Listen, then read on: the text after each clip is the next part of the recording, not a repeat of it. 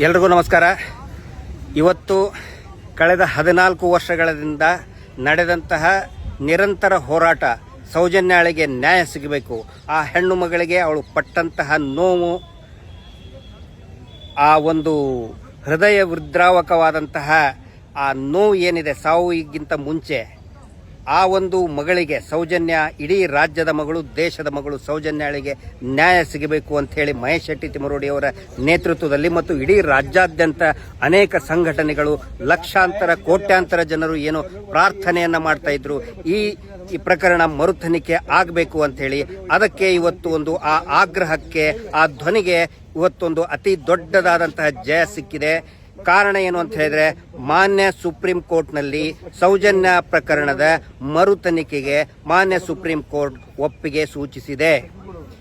ಇವತ್ತು ಆದಂತಹ ಪ್ರಮುಖ ಬೆಳವಣಿಗೆಗಳು, ಸರಿಯಾಗಿ ಮಧ್ಯಾಹ್ನ 2:46 ಈ ಪ್ರಕರಣದ ವಿಚಾರಣೆ ಪ್ರಾರಂಭ ಆಯಿತು.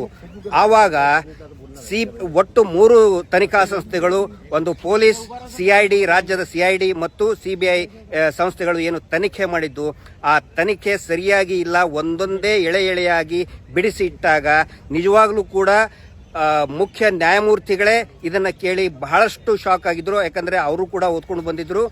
ಇಲ್ಲಿ ಏನು ಅಂತ ಹೇಳಿದ್ರೆ, ಸಿಬಿಐ ನಾವು ತನಿಖೆಗೆ ಏನೋ ಮರು ತನಿಖೆಗೆ ಒಪ್ಪಿಗೆ ಇಲ್ಲ ಅಂತ ಹೇಳಿದ್ರು. ಒಪ್ಪಿಗೆ ಕೊಡಕ್ಕೆ ನೀವ್ಯಾರು ಅಂತ ಕೇಳಿದ್ರು. ನೀವು ಮಾಡಿದ್ದೆಲ್ಲ ನಮ್ಗೆ ಇಲ್ಲಿ ಗೊತ್ತಾಗ್ತಾ ಇದೆ ಅಂತೇಳಿ. ಇಲ್ಲಿ ಕೆಲವು ಪಾಯಿಂಟ್ಗಳನ್ನು ಹೇಳ್ತಾ ಇದ್ದೇನೆ. ಸಿಬಿಐ ಐಒ ಇನ್ವೆಸ್ಟಿಗೇಷನ್ ಆಫೀಸರ್ ಹೇಳ್ತಾರೆ, I have not visited the place of offence, ಅಂದ್ರೆ ಎಲ್ಲಿ ಘಟನೆ ನಡೆದಿದೆಯಾ ಆ ಸ್ಥಳಕ್ಕೆ ನಾನು ಹೋಗೇ ಇಲ್ಲ ಅಂತ ಹೇಳಿ ಆನ್ ರೆಕಾರ್ಡ್ ಸಿಬಿಐ ತನಿಖಾಧಿಕಾರಿಗಳು ಹೇಳ್ತಾರೆ. ಆನಂತರ ಅಶ್ರತ್ ಖಾಲಿದ್ ಬಾಯ್ ಅಂತ ಹೇಳ್ತಾರೆ. ಪೊಲೀಸರು, ಲೋಕಲ್ ಪೊಲೀಸರು ಹೇಳಿದ್ರು ಅವನೊಬ್ಬ ಹುಡುಗ ನಾವು ವಿಚಾರಣೆ ಮಾಡಿದೀವಿ ಅಂತ ಹೇಳ್ತಾರೆ. ಎಸ್ ಪಿನೂ ಹೇಳ್ತಾರೆ ಅವನೊಬ್ಬ ಹುಡುಗ ವಿಚಾರಣೆ ಮಾಡಿಬಿಟ್ವಿ ಅಂತ ಹೇಳ್ತಾರೆ. ಸಿಐಡಿನೂ ಹೇಳ್ತಾರೆ ಅವನೊಬ್ಬನ ಹುಡುಗ ವಿಚಾರಣೆ ಮಾಡಿದ್ವಿ, ಅಂದ್ರೆ ಸೌಜನ್ಯಾಳ ಫ್ರೆಂಡು ನಾವು ವಿಚಾರಣೆ ಮಾಡಿದ್ವಿ ಅಂತ ಹೇಳಿ. ಅದನ್ನು ನೋಡಿಕೊಂಡು ಸಿಬಿಐದವರು ಹೇಳ್ತಾರೆ he is a boy, we have enquired him ಅಂತ ಹೇಳ್ತಾರೆ. ಆದರೆ ಅಶ್ರತ್ ಖಾಲಿದ್ ಹುಡುಗ ಅಲ್ಲ, ಹುಡುಗಿ. ಈಗ ಅವಳಿಗೆ ಎಷ್ಟು 29 ವರ್ಷ ವಯಸ್ಸಿದೆ. ಅತ್ಯಂತ ಪ್ರಾಮಾಣಿಕವಾದಂತಹ ನ್ಯಾಯಕ್ಕಾಗಿರುವಂತಹ ಹೆಣ್ಮಗಳು. ಅವಳಿಗೆ ಈಗ ಮೊನ್ನೆ ಸುಪ್ರೀಂ ಕೋರ್ಟ್ ಕೂಡ ಪ್ರೊಟೆಕ್ಷನ್ ಕೊಟ್ಟಿದೆ. ಅಂದ್ರೆ ಈ 3 ನಾಚಿಗೆಟ್ಟಂತಹ 3 ತನಿಖಾ ಸಂಸ್ಥೆಗಳಿಗೆ ಇವ್ರು ಏನು ವಿಟ್ನೆಸ್ ನಾವು ಎಕ್ಸಾಮಿನ್ ಮಾಡಿದೀವಿ ಅಂತ ಹೇಳ್ತಾರಲ್ಲ, ಅದು ಹುಡುಗ ಹುಡುಗಿ ಅಂತಲೂ ಕೂಡ ಕಂಡು ಹಿಡಿಯಕ್ಕಾಗಿಲ್ಲ. ಇಷ್ಟು ನೀಚ ಮತ್ತು ಇಷ್ಟೊಂದು ಥರ್ಡ್ ಲೆವೆಲ್ ಇನ್ವೆಸ್ಟಿಗೇಷನ್ ಮಾಡಿದ್ದಾರೆ. ಮಾನ್ಯ ನ್ಯಾಯಾಲಯ ಉಗುದುಪ್ಪು ಹಾಕಿದೆ, ಇವರಿಗೆ ಉಗುದುಪ್ಪು ಹಾಕಿದೆ. ಅಷ್ಟೊಂದು ಗಂಭೀರ ಪ್ರಕರಣದಲ್ಲಿ ನೀವು ಈ ರೀತಿ ತನಿಖೆ ಮಾಡಿದಿರಿ ಅಂತೇಳಿ ಬೈದಿದ್ದಾರೆ. ಅಷ್ಟೇ ಅಲ್ಲ, ಈ ಪ್ರಕರಣದಲ್ಲಿ ಆ ಮಗುವಿನ ತಾಯಿಯ ಸ್ಟೇಟ್ಮೆಂಟೇ ತಗೊಂಡಿಲ್ಲ, ಸಾಕ್ಷಿಯನ್ನೇ ಪರಿಗಣಿಸಿಲ್ಲ. ಇದು ಎಲ್ಲರೂ ಕೂಡ ದಂಗು ಬಡಿಸುವಂಥದ್ದು. ಆ ನಂತರ ಇದು ಒಂದು ಅತ್ಯಂತ ಅಪರೂಪದ ಪ್ರಕರಣ ಅಂತ ನಾವು ಇದನ್ನ ನಮ್ಮ ನ್ಯಾಯವಾದಿಗಳು ಮಂಡಿಸಿದ್ದು. ಇದರಲ್ಲಿ ಸ್ವತಃ ಸಿಬಿಐ ಯಾರ ಪರವಾಗಿ ವಾದ ಮಾಡ್ತಾ ಇದ್ದಾರೆ? ಅಪರೂಪದ ವಾದ ಅಂತ ಹೇಳ್ಬೋದು. ಯಾಕಂತ ಹೇಳಿದ್ರೆ ಸಿಬಿಐ ಯಾವತ್ತಿಗೂ ಕೂಡ ಯಾವುದೇ ತನಿಖಾ ಸಂಸ್ಥೆ, ಯಾವುದೇ ಸರ್ಕಾರ, ಕೇಂದ್ರ ಸರ್ಕಾರ, ರಾಜ್ಯ ಸರ್ಕಾರ ಪೀಡಿತರ ಪರವಾಗಿ, ವಿಕ್ಟಿಮ್ ಪರವಾಗಿ ಇರಬೇಕು. ಇಲ್ಲಿ ಸಿಬಿಐ ನಿಜವಾದ ಅತ್ಯಾಚಾರಿ ಕೊಲೆಗಡ ಪರವಾಗಿ ನಿಂತಹ ಅತ್ಯಂತ ಅಪರೂಪದ ಪ್ರಕರಣ. ಇದನ್ನೆಲ್ಲ ಗಮನಿಸಿಯೇ, ಯಾಕಂತ ಹೇಳಿದ್ರೆ ಸ್ವತಃ ಸಿಬಿಐ ಹೇಳ್ತದೆ 2016ರಲ್ಲಿ ಇನ್ನೂ ಇನ್ವೆಸ್ಟಿಗೇಷನ್ ಮಾಡಬೇಕು, ಇನ್ನೂ 3 ಜನ ಇದ್ದಾರೆ. ಯಾರು? ಉದಯ್ ಜೈನ್, ಧೀರಜ್ ಕೆಲ್ಲಾ, ಮಲ್ಲಿಕ್ ಜೈನ್ ಇದ್ದಾರೆ ಅಂತೇಳಿ ಸ್ವತಃ ಸಿಬಿಐದವ್ರು ಹೇಳ್ತಾರೆ. ಲೋವರ್ ಕೋರ್ಟಲ್ಲಿ, ಟ್ರಯಲ್ ಕೋರ್ಟಲ್ಲಿ ಇಲ್ಲಿ ನಾವು ಮಾಡಕ್ ಬರೋದಿಲ್ಲ ಅಂತ ಹೇಳಿದ್ರೆ ಇದರ ಅರ್ಥ ಏನು? ಅವರು ಪ್ರಭಾವಕ್ಕೆ ಒಳಗಾಗಿದ್ದಾರೆ. ಸೊ ಇದು ಬಹಳ ಕ್ಲಿಯರ್ ಆಗಿ ಗೊತ್ತಾಗಿದೆ. ಸೊ ಈ ಒಂದು ತೀರ್ಪನ್ನು ಕೊಟ್ಟಿದೆ. ಒಂದು ಕನ್ಫ್ಯೂಷನ್ ಇದೆ ಎಲ್ರಿಗೂ ಕೂಡ, ಏನಂತ ಹೇಳಿದ್ರೆ ಪೆಂಡಿಂಗ್ ಇದೆಯಲ್ಲ ಅಂಥೇಳಿ. ಪೆಂಡಿಂಗ್ ಇರಬೇಕನ್ನೋದು ನಮ್ಮ ನ್ಯಾಯವಾದಿಗಳದ್ದೇ ಒಂದು ವಾದವಾಗಿತ್ತು. ಪೆಟಿಷನರ್ದು ಕುಸುಮಾವತಿ ಸಲ್ಲಿಸಿದಂಥ SLP ಇದ್ದೇ ಒಂದು ವಾದ ಆಗಿತ್ತು. ಯಾಕಂತ ಹೇಳಿದ್ರೆ ಪೊಲೀಸರ ಮೇಲೆ ನಮಗೆ ನಂಬಿಕೆ ಇಲ್ಲ. ಇದು ಕೋರ್ಟಿನ ಸುಪರ್ದಿಯಲ್ಲಿ ಕೋರ್ಟ್ ಮಾನಿಟರ್ಡ್ ಆಗಬೇಕು ಅಂತ ಹೇಳಿ ಇದನ್ನು ಪೆಂಡಿಂಗ್ ಇರಿಸಿದ್ದು. ಒಟ್ಟಾರೆ ಇವತ್ತಿನ ರಿಸಲ್ಟು ಮಾನ್ಯ ನ್ಯಾಯಾಲಯ ಒಪ್ಪಿಗೆ ಸೂಚಿಸಿದೆ. ಯಾರು ತನಿಖೆ ಮಾಡಬೇಕು, ಸಿಬಿಐ ಮಾಡಬೇಕಾ ಮಾಡಬಾರ್ದು ಅಂಥೇಳಿ ನ್ಯಾಯಾಲಯನ ಹೇಳ್ತು. ನಿಮ್ಮ ಮಾಡಿದ್ದು ನೋಡ್ಬಿಟ್ಟಿದೆ, ಯು ಡೋಂಟ್ ಡೂ ಇಟ್ ಅಂತೇಳಿ ಸಿಬಿಐ ರಿಜೆಕ್ಟ್ ಮಾಡಾಯಿತು. ನೆಕ್ಸ್ಟು ರಾಜ್ಯ ಸರ್ಕಾರ. So composition of the investigating team ಯಾರು ಅನ್ನೋದ್ರ ಬಗ್ಗೆ ಅದು ಪೆಂಡಿಂಗ್ ಇದೆ ಹೊರತು ಮರು ತನಿಖೆ ಆಗೋದ್ರ ಬಗ್ಗೆ ಯಾವುದೇ ಸಂಶಯ ಇಲ್ಲ, ಒಪ್ಪಿಗೆ ಆಗಿದೆ. ಸೊ ಯಾರು ತನಿಖೆ ಮಾಡಬೇಕು ಅನ್ನೋದ್ರ ಬಗ್ಗೆ ತೀರ್ಮಾನ ಆಗುತ್ತೆ. ಅದ್ರ ಬಗ್ಗೆ ನಮ್ಮ ನ್ಯಾಯವಾದಿಗಳ ಒಂದು ದೊಡ್ಡ ತಂಡ ಇದೆ.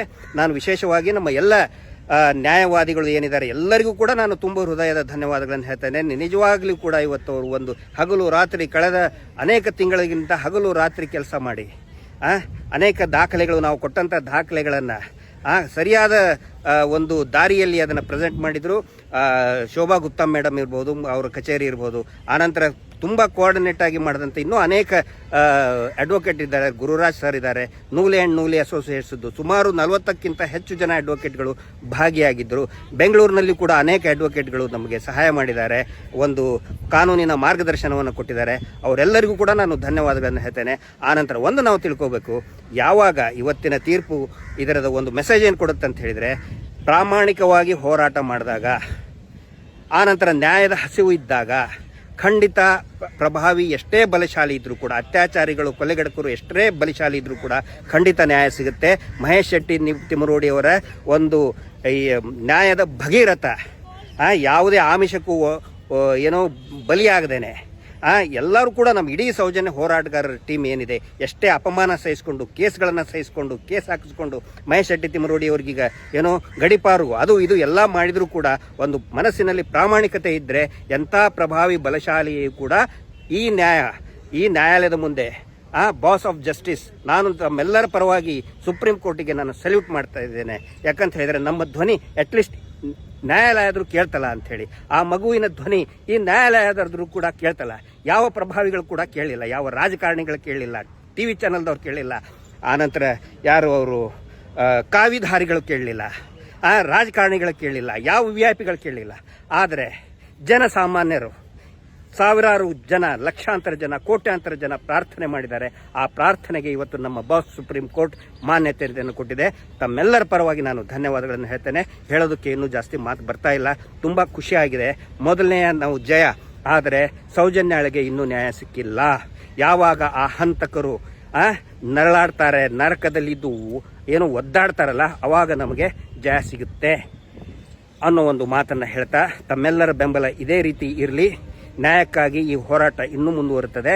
ಮಹೇಶ್ ಶೆಟ್ಟಿ ತಿಮರೋಡಿ ಅವರಿಗೆ ಮತ್ತು ಎಲ್ಲರಿಗೂ ಕೂಡ, ಎಲ್ಲ ನ್ಯಾಯವಾದಿಗಳಿಗೆ, ವಿಶೇಷವಾಗಿ ನಮ್ಮ ಯೂಟ್ಯೂಬರ್ಸ್ಗಳಿಗೆ ನಿಮಗೆ ದೊಡ್ಡ ಹೆಡ್ಸ್ ಆಫ್. ಯೂಟ್ಯೂಬರ್ಗಳಿಂದನೇ ಇವತ್ತು ಈ ಹೋರಾಟ ಗಟ್ಟಿಯಾಗಿ ನಿಂತ್ಕೊಂಡಿದ್ದು, ಸಾಮಾಜಿಕ ಜಾಲತಾಣದಿಂದ ನಿಂತ್ಕೊಂಡಿದ್ದು. ತಮ್ಮೆಲ್ಲರಿಗೂ ಕೂಡ ನಾನು ಧನ್ಯವಾದಗಳನ್ನು ಹೇಳ್ತೇನೆ. ಇದೇ ರೀತಿ ಬೆಂಬಲ ಇರಲಿ ಅಂತ ಹೇಳ್ತಾ, ಜಸ್ಟಿಸ್ ಫಾರ್ ಸೌಜನ್ಯ. ನಮಸ್ತೆ.